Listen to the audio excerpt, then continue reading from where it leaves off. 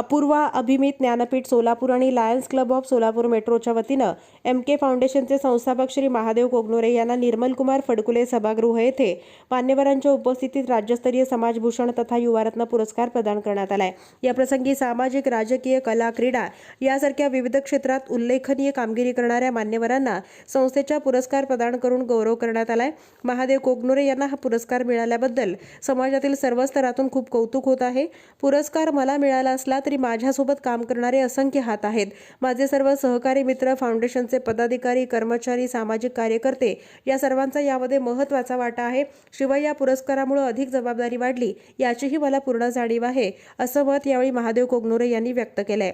या प्रसंगी श्री लायन्स ईश्वर झुंजा, अध्यक्ष Lions Club of Solapur Metro, Shri Abhijit Bhanje, अध्यक्ष अपूर्वा अभिमित ज्ञानपीठ सोलापूर, श्री अशोक भांजे, कुलपती अपूर्वा अभिमत ज्ञानपीठ सोलापूर यांच्यासह विविध क्षेत्रातील मान्यवर उपस्थित होते।